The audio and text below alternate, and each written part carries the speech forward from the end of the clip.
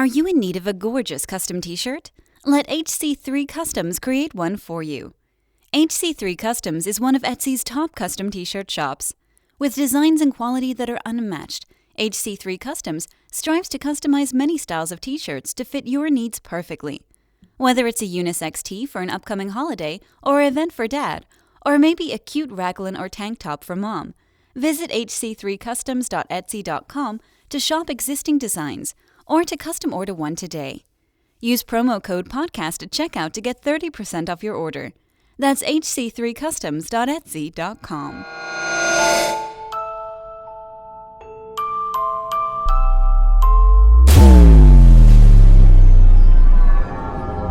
Internet Storytelling's Tales from the Web, an anthology podcast of scary stories and creepypasta. Subscribe to us on iTunes or Google Play.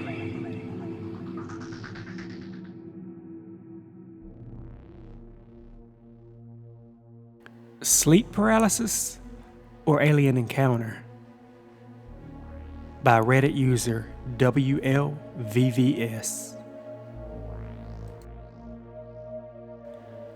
I created a Reddit account to only share this story. I want to get out there to see if there are others who have had similar experiences. Without drawing this out too long, I will begin by letting you know that sleep paralysis is not and never has been a recurring issue for me. The two instances this phenomenon happened, once in grade school and recently as an adult reaching my 30s. I can't remember my exact age, but I think it is safe to say I was between 10 to 12 years old at the time.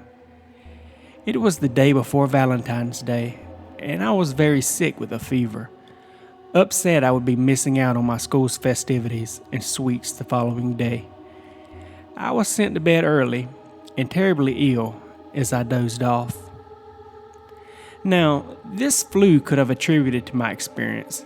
I have thought about the possibility of it being some sort of fever-induced delirium, but some details following have made me not entirely positive this was the case.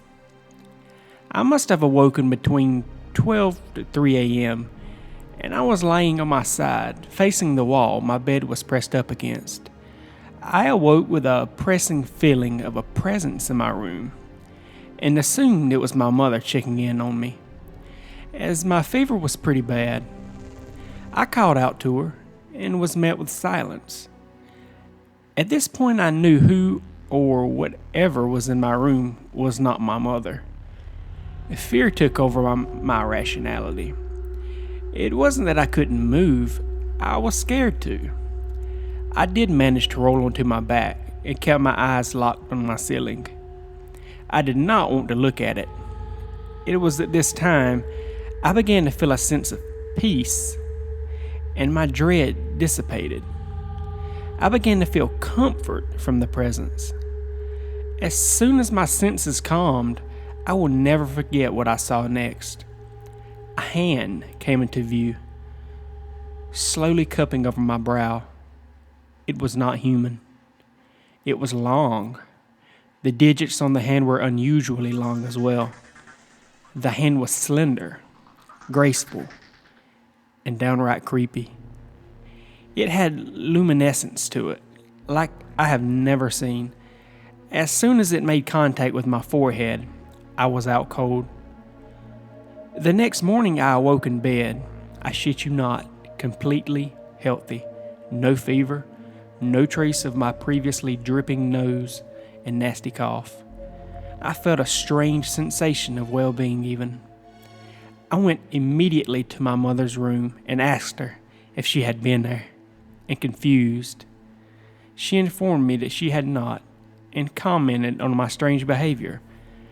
I told her what I could recount from the previous night's experience, and it was brought up from time to time, years and years after, as a very strange occurrence. My mother even went as far as to call it an angel. Now, on to the present. I feel it is relevant to mention that I have seen multiple UFOs throughout my life. It may also be worth it to say I live in a very rural state. I have seen UFOs alone, in groups, and with people who can verify their trajectory, so I know I am not insane. Day and nighttime sightings, aliens and UFOs do not cross my mind often, as my life now is busy. About 1 month ago, I had another experience that shook me up badly and made me recall the encounter I had as a child. I awoke around 12 or 3 a.m. to a distinct feeling of a presence in my room. I thought immediately we had a break-in, and the intruder was in the room. I was on my back, and filled with so much terror, I could not move. I have a nightlight adjacent to my bed that I share with my fiancé. He was sleeping on the side closet to where I assumed this thing was. I was petrified, and too scared to look at his side of the bed, and instead saw the shadow of this thing cast on the wall right beside me. It had to have been no taller than 4 feet. From what I could tell from the shadow is that it was slender, with a large oval-shaped head. Again, I could not bring myself to look at it. It has bothered me that in these two experiences, I could not bring myself to look. Something inside of me said, "It's all over, if you see it." Instead of feeling calm, this time I felt like my life was in danger. I did not get the good feelings I had with my previous encounter. I was out of my mind with fear, and found I was unable to scream or move anything except my fingers. It raised its hand up, and I instantly recognized it, even by the shadow. It was the same sort of hand I saw in my room over 10 years ago. At this point, I could feel my fingers pinching my fiancé's thigh, but he was not waking up. This fueled my panic. I was so scared. I actually fainted. I can't recall any dreams or details from there. The next night, I did lay in bed with the nightlight on, lights off, and asked my fiancé to stand on his knees by the bed. His shadow mimicked an accurate projection placement of whatever was blocking the light the night previously. I have been deeply troubled by this since, and I have no other occasions of sleep paralysis in my entire life. So, was this just some freak brain chemistry hiccup? A lucid nightmare?